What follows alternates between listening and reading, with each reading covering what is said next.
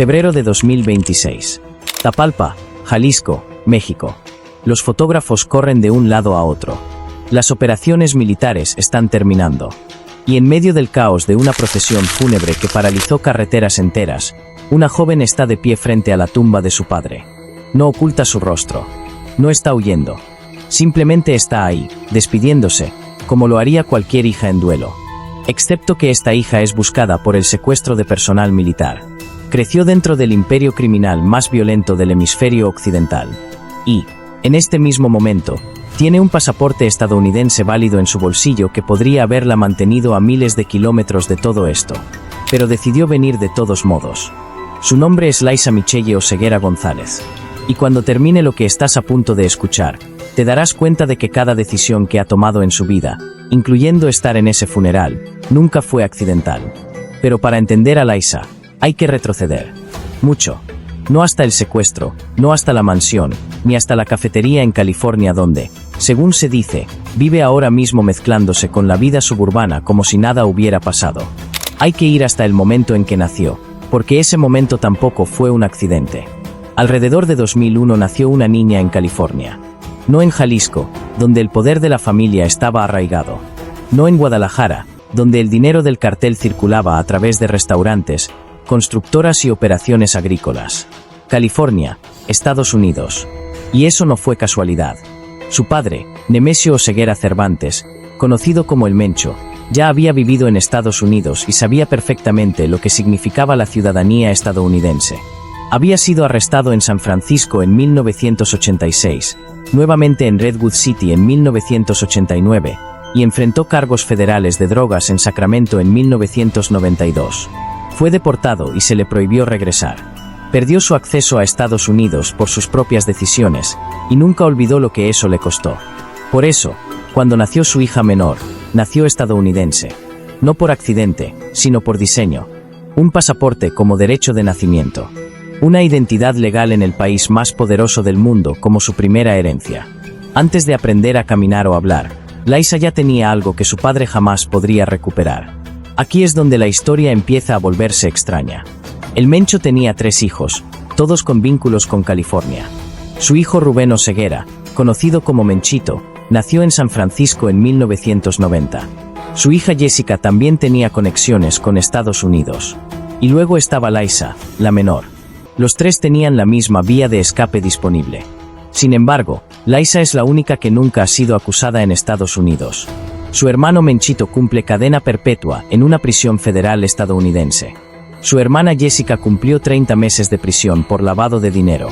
Su madre pasó tiempo encarcelada por manejar las finanzas del cartel. Su esposo fue sentenciado a 11 años y 8 meses. Su padre murió en una operación militar. Y aún así, Laisa sigue libre. La misma familia. La misma sangre. El mismo imperio criminal alrededor desde el nacimiento. Eso no parece suerte ni coincidencia. Parece un patrón. Para entender ese patrón, hay que entender el mundo en el que nació. Esto no era simplemente la familia de un narcotraficante. Era la unión de 2 dinastías criminales. Por el lado de su padre había violencia absoluta. El Mencho construyó el CJNG desde cero, convirtiéndolo en una organización con lanzacohetes, ametralladoras calibre 50 y equipos tácticos similares a fuerzas especiales. Un hombre que derribó helicópteros militares y que tenía una recompensa de $10 millones ofrecida por el gobierno de Estados Unidos. Un hombre cuya muerte provocó bloqueos masivos de carreteras, vehículos incendiados y violencia en gran parte del país. Eso no es solo un narcotraficante. Es un señor de la guerra. Pero el lado de su madre era igual de poderoso, solo que de una forma distinta. Porque la violencia se puede ver venir, pero el dinero no. Rosalinda González Valencia, conocida como la Jefa, provenía de la familia González Valencia, quienes crearon los Queenies, el brazo financiero del CJNG. Su hermano Abigail González Valencia, conocido como el Queenie, operaba redes financieras internacionales con cuentas en Suiza, empresas en paraísos fiscales y compañías fantasma en varios países. Rosalinda manejaba personalmente más de 70 empresas utilizadas para lavar dinero, moviendo decenas de millones de dólares. No era solo la esposa de El Mencho. Era la arquitecta financiera del imperio. Cuando El Mencho y Rosalinda se casaron en 1996, no fue solo una boda. Fue una fusión. Violencia más finanzas. Poder militar más inteligencia financiera. Los Oseguera y los González Valencia unidos en una sola estructura. Y Laiza nació de esa unión. No heredó un cartel. Heredó dos. Dentro de esa familia, cada hijo tenía un rol. Menchito, el hijo mayor, era el heredero.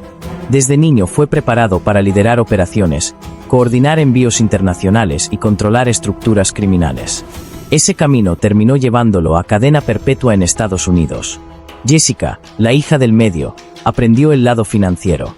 Manejó restaurantes, propiedades y negocios que funcionaban como fachada para lavar dinero. Y luego estaba Laiza, la menor. Oficialmente sin ningún rol. Sin posición en el cartel, sin negocios a su nombre, sin presencia pública. Solo una joven aparentemente invisible. Pero aquí aparece otra pregunta importante. ¿Realmente no tenía un rol? ¿O la invisibilidad era el rol más poderoso de todos? Mientras su hermano aprendía a dirigir operaciones y su hermana aprendía a mover dinero, Laiza aprendía a observar sin ser vista. Vio a su madre manejar decenas de empresas y entendió cómo se lava dinero, cómo los negocios se convierten en fachada y cómo las cuentas bancarias pueden ocultar millones. También vio a su padre sobrevivir durante décadas mientras gobiernos enteros lo perseguían. Aprendió cómo se mueve el poder, cómo se controla un territorio y cómo se mantiene una red de lealtades. Y nunca dejó rastro de haber aprendido nada. Entonces apareció Cristian Fernando Gutiérrez Ochoa, conocido como el Gaucho. Nacido en 1987, 14 años mayor que Laiza, y no era un miembro cualquiera del cartel. Su padre, José Luis Gutiérrez Valencia, conocido como Donillo, era parte de la élite del CJNG. En 2013 organizó una fiesta narco dentro de la prisión de máxima seguridad de Puente Grande con música en vivo y alcohol.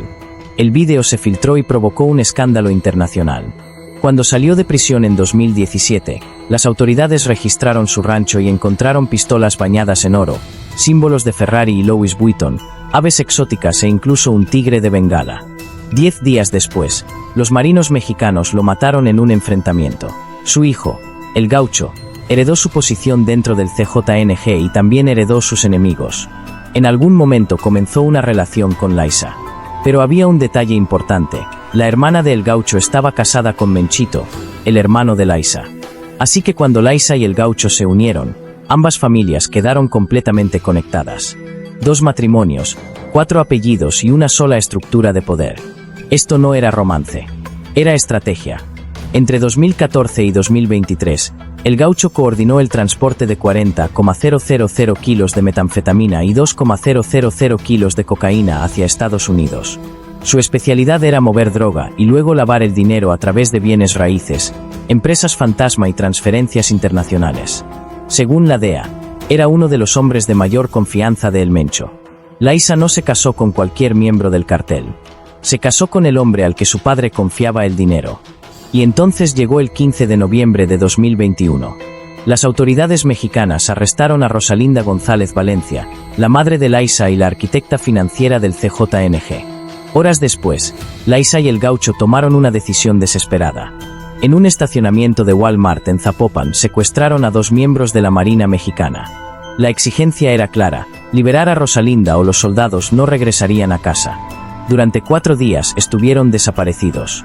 4 días de búsqueda militar y de incertidumbre para sus familias. Durante esos 4 días, Laiza, la mujer invisible, estaba en el centro de una crisis internacional. El 19 de noviembre los marinos fueron encontrados. La mujer estaba ilesa, pero el hombre había sido golpeado. Un mensaje. Pero el plan fracasó. El gobierno mexicano no negoció. Rosalinda no fue liberada.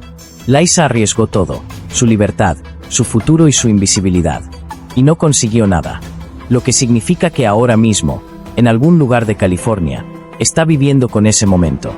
El secuestro que cambió todo y al mismo tiempo no cambió nada. El momento en que el fantasma se volvió visible. Y la pregunta que todavía nadie ha respondido es esta: si fue capaz de hacer todo eso por su madre, ¿qué será capaz de hacer ahora que su padre también ha muerto? Hagamos un recuento de dónde estamos. Noviembre de 2021. Laiza Michelle Oseguera González acaba de orquestar el secuestro de 2 miembros de la Marina Mexicana en el estacionamiento de un Walmart. El plan falló. Su madre sigue bajo custodia. Las autoridades mexicanas ahora tienen su nombre asociado a uno de los crímenes más graves que se pueden cometer en ese país: secuestrar personal militar, lo cual conlleva potencialmente cadena perpetua. Se emiten órdenes de arresto. Su rostro ya es conocido. Y aún así, 2 años después está viviendo en una mansión de $1.2 millones en Riverside, California, dirigiendo lo que parece ser una cafetería, viviendo bajo su nombre real, moviéndose por la vida suburbana estadounidense como si el secuestro nunca hubiera ocurrido, como si el cartel nunca hubiera existido, como si no fuera la hija del hombre cuya muerte acaba de provocar 250 bloqueos de carreteras en 20 estados mexicanos. ¿Cómo pasa alguien de fugitiva internacional a propietaria de una cafetería suburbana sin que una sola acusación estadounidense llegue a concretarse? Primero, hay que entender a qué se enfrentaban realmente Liza y el Gaucho después de noviembre de 2021. México los quería a ambos por el secuestro de personal militar. La DEA tenía expedientes sobre el Gaucho que se remontaban años atrás, documentando 40,000 kilogramos de metanfetamina, 2,000 kilogramos de cocaína y operaciones internacionales de lavado de dinero en múltiples países. Los rivales del CJNG habrían matado a El Gaucho al verlo simplemente por ser quien era. No podía caminar por una calle en Jalisco sin arriesgarse a ser ejecutado por enemigos que su familia había creado durante décadas. El Gaucho era uno de los hombres más expuestos de Norteamérica. Demasiado perseguido para quedarse en México. Demasiado documentado para escapar limpiamente. Demasiado conectado para desaparecer en silencio. Entonces el Mencho hizo algo que solo el hombre más poderoso del crimen organizado mexicano podía hacer. Les dijo a sus propios hombres que él mismo había matado a El Gaucho. Piensa por un momento lo que eso significa realmente. El Mencho, el hombre más temido de México, el hombre cuyo nombre ponía nerviosos a generales militares, afirmó personalmente ante toda su organización que su propio yerno estaba muerto, ejecutado, enterrado, desaparecido por alguna traición o fracaso que solo el Mencho conocía. La noticia se difundió como se difunden las noticias en ese mundo, rápido y sin cuestionamientos. A través de las filas del CJNG, a través de organizaciones rivales, a través de redes de inteligencia mexicanas que tenían informantes dentro del cartel. Todos lo escucharon, todos lo creyeron, porque nadie, absolutamente nadie, cuestiona la palabra del Mencho sobre quién vive y quién muere.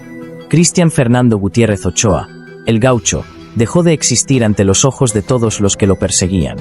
Mientras tanto, el verdadero El Gaucho se arrastraba por un narcotúnel en algún lugar bajo la frontera entre Estados Unidos y México cerca de Tijuana. Y estos no son los túneles improvisados que estás imaginando. Son estructuras diseñadas con ingeniería. Sistemas de ventilación. Iluminación eléctrica. Sistemas de rieles construidos específicamente para mover mercancía a gran escala. Túneles que cuestan millones de dólares construir y que representan una de las infraestructuras más sofisticadas que cualquier organización criminal haya levantado. Túneles que durante años habían movido miles de millones de dólares en drogas hacia el norte. Ahora movían a un solo hombre de sur a norte. Un hombre con una identidad falsa, una vida fabricada y un suegro dispuesto a mentirle a todo el inframundo criminal para protegerlo. Cruzó a California y se convirtió en alguien completamente diferente. Luis Miguel Martínez. Ese era el nombre. Un ser humano completamente inventado, construido a partir de documentos fraudulentos, un número de seguro social fabricado y el tipo de paciencia que solo se obtiene cuando sabes exactamente cómo funcionan estos sistemas. En septiembre de 2023, usando esa identidad falsa, el Gaucho entró en una oficina del DMV en California y obtuvo una licencia de conducir estatal válida. Luis Miguel Martínez, residente de California. Identificación real. Licencia real. Persona completamente falsa. Durante más de un año, ese fue él. No el Gaucho. No Cristian Fernando Gutiérrez Ochoa. No el hijo de un hombre que organizaba fiestas dentro de prisiones de máxima seguridad. Solo Luis Miguel, viviendo tranquilamente en el sur de California, invisible de la manera en que solo una ciudad de millones puede volverte invisible. Pero aquí está el detalle que debería detenerte en seco. Mientras el Gaucho necesitó una identidad falsa, un túnel y una elaborada mentira sobre su muerte solo para entrar en California, Liza ya estaba allí. Ya había estado allí. Usando su nombre real. Porque nunca necesitó nada de eso. Ella es ciudadana estadounidense. Cruzó legalmente. Siempre pudo hacerlo. No necesitó un túnel. Necesitó un boleto de avión. Y esa asimetría, La diferencia entre lo que el gaucho tuvo que hacer para sobrevivir y lo que Laisa simplemente obtuvo por derecho de nacimiento, te dice todo sobre por qué el Mencho se aseguró de que su hija menor naciera en suelo estadounidense. Se establecieron en Riverside, California. Y no se establecieron en pequeño. Una mansión de $1.2 millones. No una casa de seguridad. No un apartamento alquilado bajo un nombre falso con pagos en efectivo y sin rastro de papel. Una propiedad comprada. Un hogar. El tipo de lugar que dice que nos vamos a quedar, que estamos cómodos y que no estamos particularmente preocupados porque nos encuentren. Riverside está a unos 60 kilómetros al este de Los Ángeles. Suburbano. Extendido. El tipo de lugar donde nadie conoce realmente a sus vecinos, donde las casas de lujo están detrás de portones y nadie hace preguntas sobre de dónde vino el dinero, porque en el sur de California el dinero siempre viene de algún lugar complicado y nadie quiere conocer los detalles. Laisa estaba construyendo una vida allí, no escondiéndose, viviendo. Y aquí es donde las lecciones de su madre se convirtieron en su mayor herramienta de supervivencia. Recuerda a Rosalinda, la jefa, manejando 70 empresas en múltiples industrias: salud, turismo, hospitalidad, comercio minorista, bienes raíces y agricultura. La joven Laisa creció viendo a su madre tomar ganancias del narcotráfico y transformarlas en flujos de ingresos que parecían legítimos a través de negocios capaces de pasar un escrutinio casual. Observó cómo se hacía, cómo construyes un rastro de documentos que parece limpio, cómo pagas impuestos sobre dinero que comenzó siendo sucio, cómo te haces ver como un empresario normal cuando los investigadores llegan a hacer preguntas. La cafetería no era solo una cafetería. Era una clase magistral de todo lo que su madre le había enseñado, ejecutado en suelo estadounidense, a plena vista, con la clase de confianza que solo proviene de saber que ya has visto esto hacerse antes a una escala que hace que una sola cafetería parezca dinero de bolsillo. Su madre movió $50 millones en 2 años. Laisa está haciendo lácteos. Pero el principio es idéntico.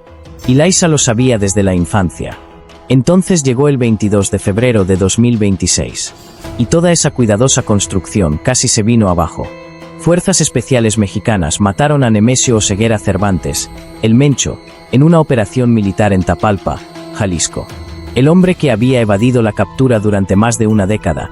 El hombre con una recompensa estadounidense de $10 millones sobre su cabeza. El hombre que había construido desde cero el cartel más poderoso de la historia mexicana, estaba muerto. La represalia fue inmediata y asombrosa. 250 bloqueos de carreteras en 20 estados mexicanos se activaron en cuestión de horas. Vehículos incendiados. 25 miembros de la Guardia Nacional muertos. Un país entero paralizado por una organización que expresaba el duelo a través de la violencia porque ese era el único lenguaje que había aprendido. Y en el funeral, en medio de todo eso, los fotógrafos captaron algo que nadie esperaba. Laisa, de pie allí, presente, visible, en México, donde es buscada, en el funeral de su padre, donde las cámaras estaban absolutamente garantizadas, donde agencias de inteligencia de múltiples países estaban documentando cada rostro presente. Y aún así vino. Tiene un pasaporte estadounidense. Tenía todas las razones para quedarse en Riverside, expresar su duelo en privado y dejar que México enterrara a El Mencho sin que su rostro quedara ligado al momento. No lo hizo. Apareció. Se quedó allí. Permitió que la fotografiaran. Y esa sola decisión te dice más sobre quién es realmente Laisa Oseguera González que cualquier otra cosa en toda esta historia. Porque no fue el duelo superando la cautela.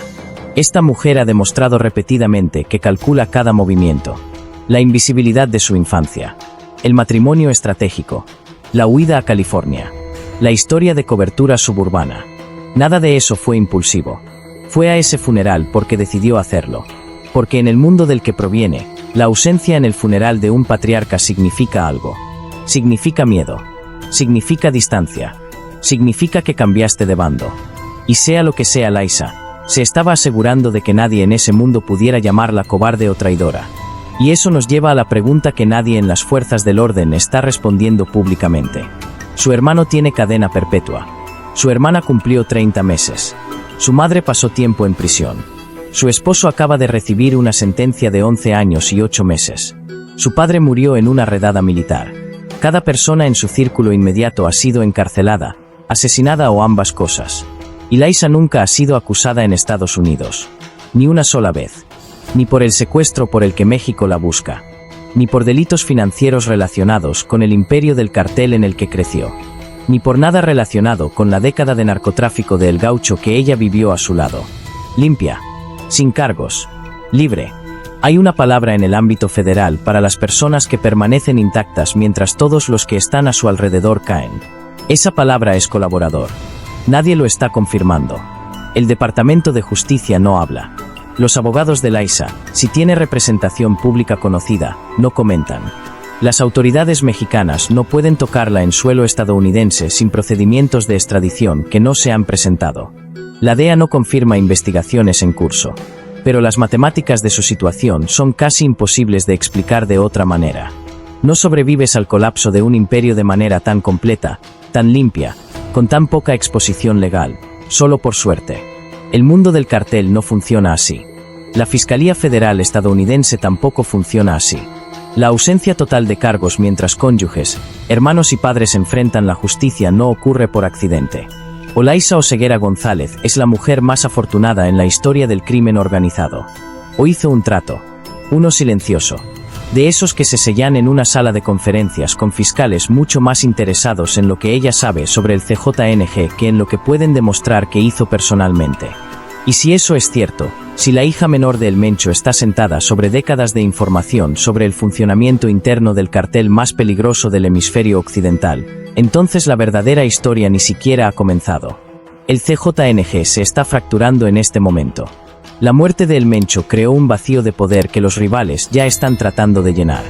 La organización que una vez controló estados enteros, que derribó helicópteros militares y que podía bloquear las carreteras de un país en cuestión de horas, está sangrando, peleando internamente, vulnerable de maneras en que nunca lo había estado antes.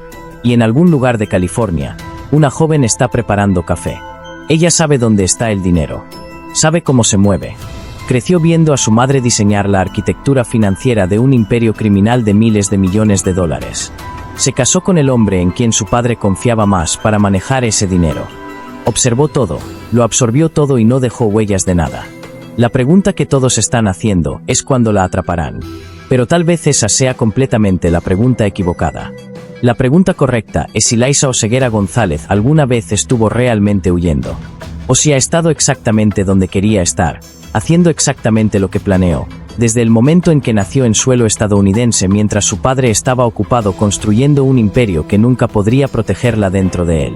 Cada fantasma elige cuándo desaparecer. La verdadera pregunta es si este ya decidió reaparecer. ¿Y qué traerá consigo cuando lo haga?